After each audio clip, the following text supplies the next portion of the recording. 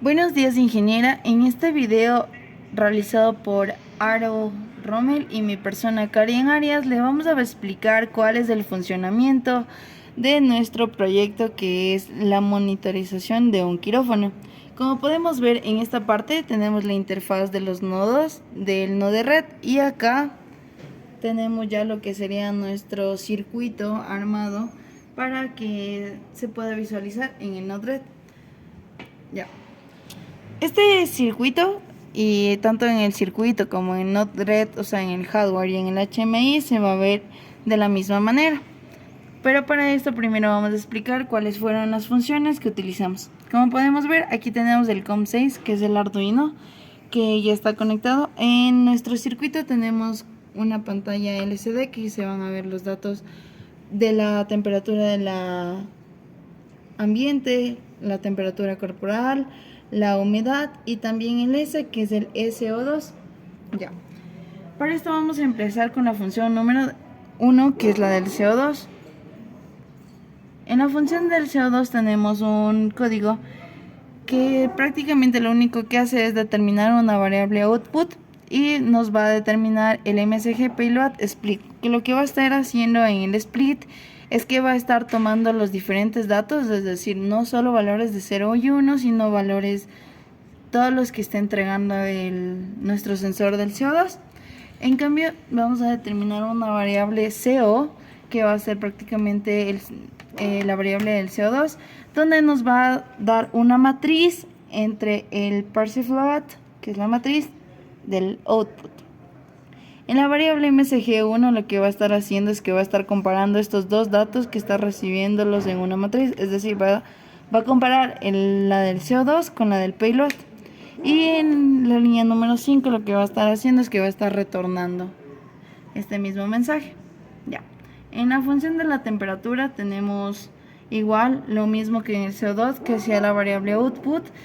Va a estar recibiendo los datos de nuestro sensor de temperatura y luego los va a almacenar en una matriz, y esta matriz luego los pasa a comparar y luego va a retornar. De la misma manera va a pasar con la función de la humedad, la función de la temperatura corporal, la función del ritmo cardíaco, y en la puerta tenemos un poquito de diferencia, ya que primero nos dice variable output msg payload.split. El split no tiene nada que ver, sin embargo ya por parte de la modificación del código lo pusimos en split, pero este tiene dos condiciones que está determinado por un if y un else. En la variable número de la puerta nos dice que va a estar haciendo una matriz del output, y esta variable la va a recibir en un mensaje. Y aquí tenemos nuestra primera condición, que es el if, que nos dice que si la puerta es igual a 0, va a ser falso. O sea, es decir, va a estar como que apagada.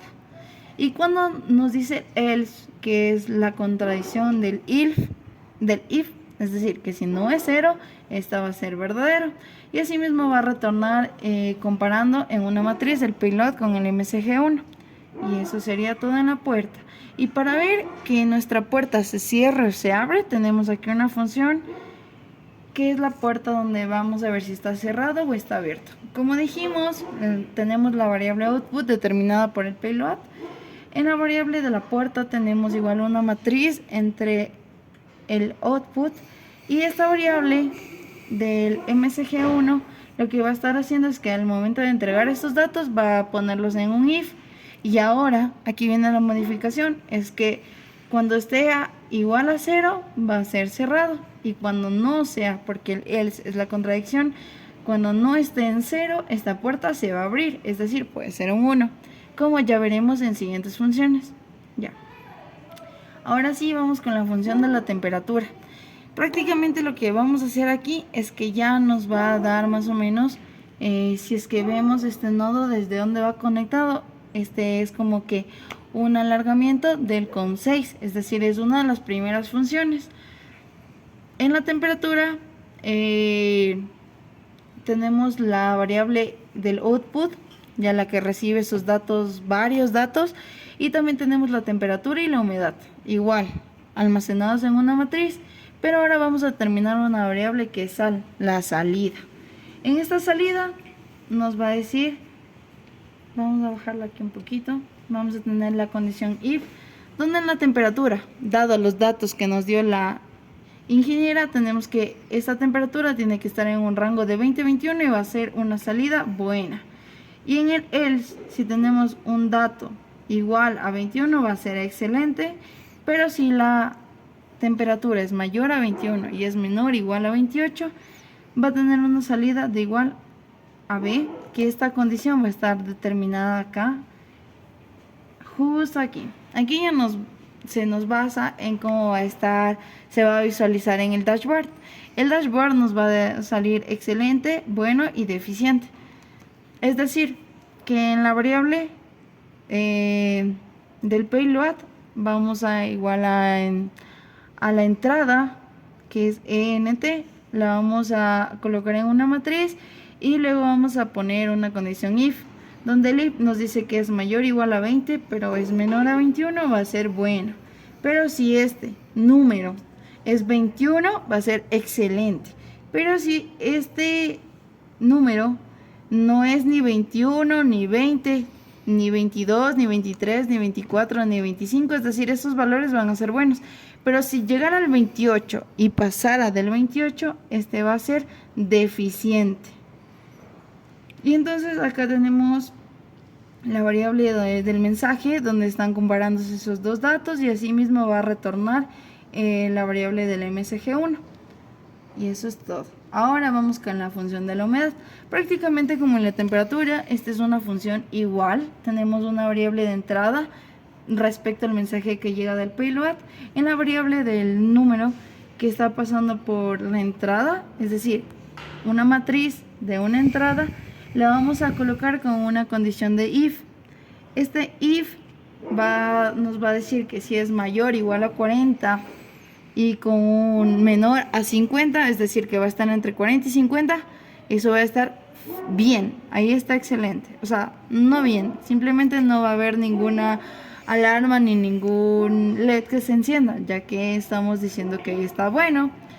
Pero si tenemos uno de 51 a 60, eso va a estar excelente. Si podemos ver, estos datos tienen una variabilidad de 10, es decir, 10 abajo o 10 arriba. Pero si se pasara de los 10 abajo y de los 10 arriba, esto va a tener una deficiencia, como podemos ver aquí. Si es mayor igual a 60, pero este número es menor a 70, va a estar bueno. Pero si llegara a pasarse, es decir, si se pasa de este 70, va a haber una deficiencia en el MSG. Entonces, vamos a determinar que igualmente tenemos la matriz del payload con el MSG y los va a estar comparando. Aquí está comparando estos datos para que este pueda recibirlos y luego los podamos ver en el dashboard. Y este va a tener un retorno del MSG1. Y eso sería todo respecto a las funciones. Sin embargo, tenemos acá otra función que igualmente es muy importante, ya que aquí se ve cuándo tienen que sonar las alarmas. Es decir, si la variable del LED recibido en el mensaje del payload este es deficiente, va a ser true. Cuando nos dice true, hemos determinado un else que nos va a decir que el MSG tiene que ser igual a 1. Y entonces de esta manera se va a prender el LED. ¿Qué LED es el que se está prendiendo? Como podemos ver aquí, es el de la temperatura. Por eso los nodos vienen desde el Arduino. La función donde determinamos la temperatura, donde hacemos los ajustes de la temperatura para que funcione según las condiciones dadas. Y aquí ya estamos diciendo la LED qué es lo que tiene que hacer. El LED de temperatura, cuando es true, se va a poner en verde.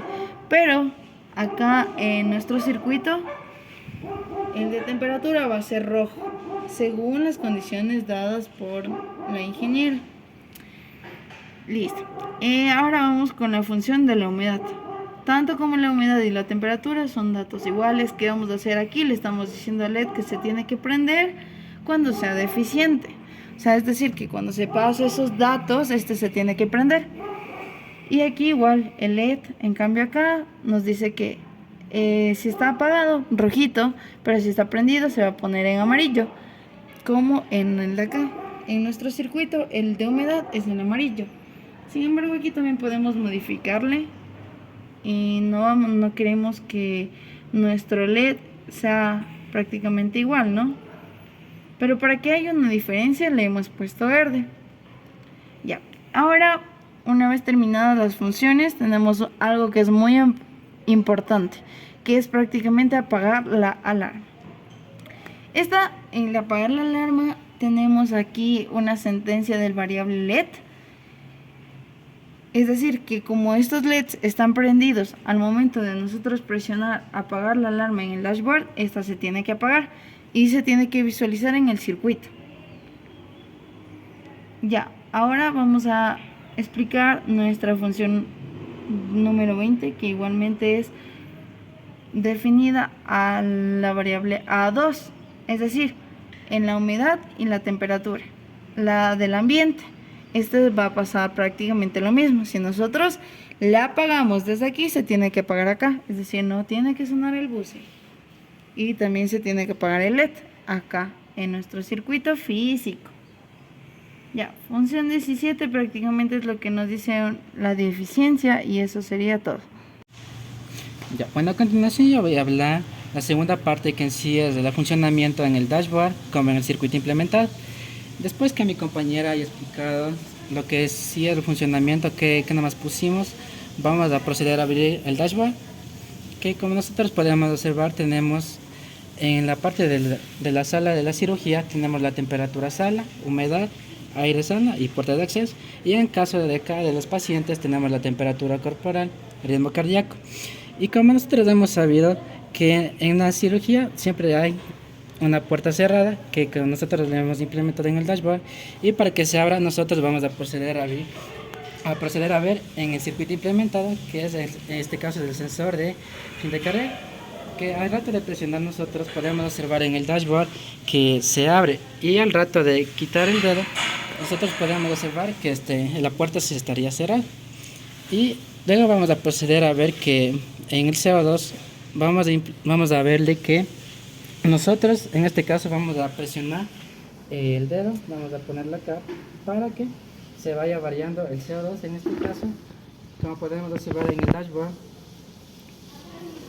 En el dashboard van los datos variándose porque lo estoy teniendo presionado, y cuando nosotros le quitamos los datos va a ir poniéndose como estaba hace un rato. Para que esto aumente tenemos que utilizar humo y se puede ver el CO2 cómo avanzaría más rápido el ppm.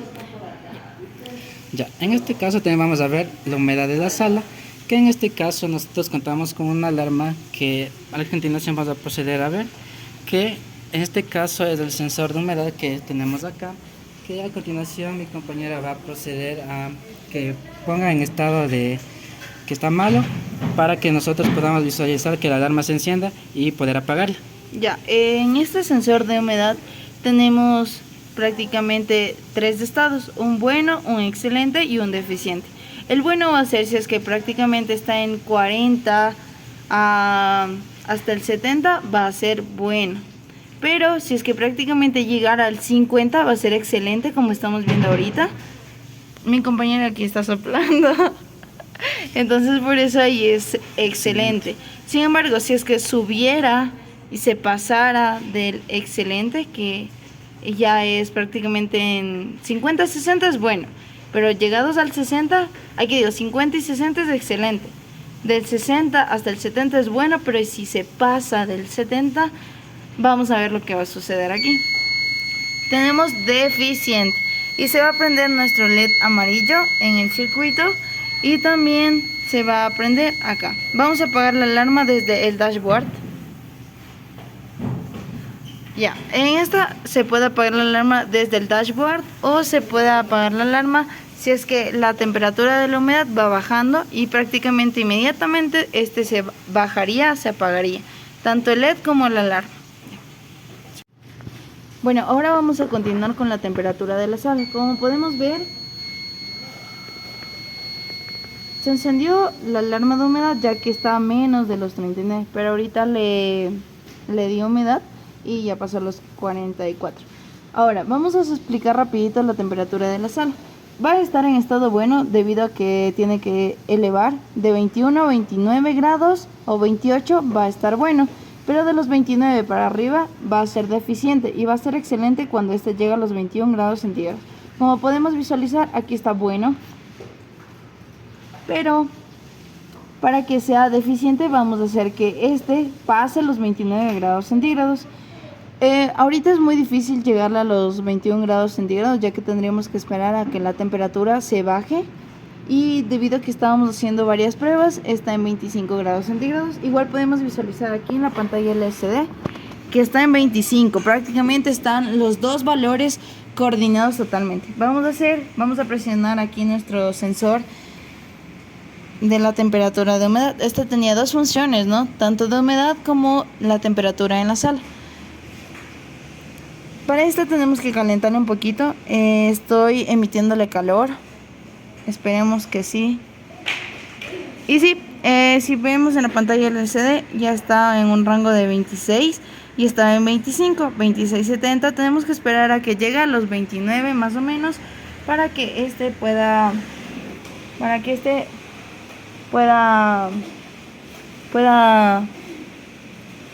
encenderse tanto el LED como la alarma. Y ahí está, 29, se enciende la LED rojo, que es el de temperatura, y acá podemos visualizar que también la alarma. Para que este se apague, simplemente vea apagar alarma, es todo. Y acá tenemos que ya está apagado, tanto el LED amarillo y el rojo no está ningún encendido, y el buzzer ya no está pitando.